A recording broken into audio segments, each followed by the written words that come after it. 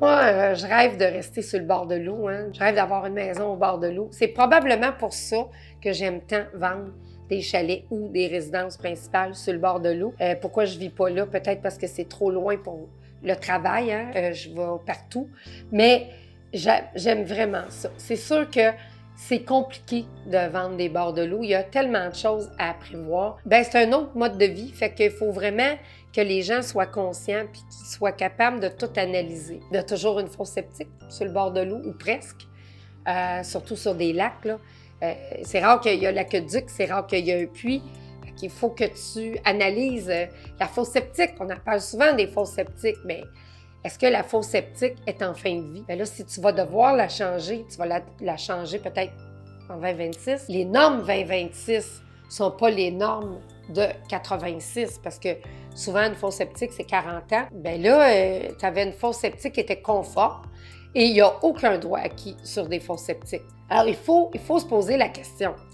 Le système qui est là, le type de système qui est là, c'est une fosse standard, exemple. Est-ce qu'on va pouvoir remettre une standard où le terrain est trop petit? Puis là, ce qui va nous être demandé, c'est une écoflow. Bien, une écoflow, on peut mettre ça sur le bord de l'eau.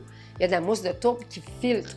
Apparemment, qu'à la sortie du champ d'épuration, donc de la mousse de tourbe et du champ de polissage, on pourrait mettre un verre d'eau et le boire. En tout cas, moi, je connais personne qui l'a tenté, là, mais ça reste que ça coûte plus cher, pas mal, qu'une fosse standard. Fait que ça, c'est des coûts à prévoir. Est-ce qu'on est en zone inondable?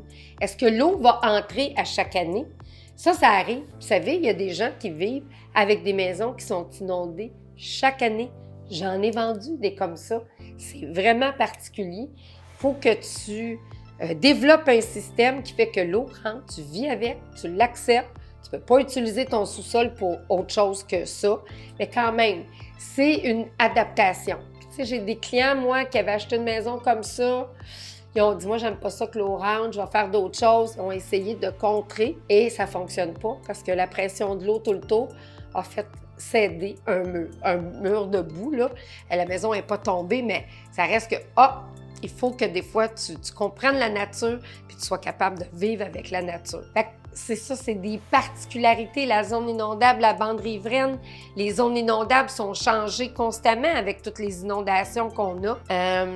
Tu peux acheter une maison sur le bord de l'eau, puis elle n'est pas en risque, puis tout d'un coup, elle tombe en risque parce que la nature change. Fait que c'est plein de choses à penser.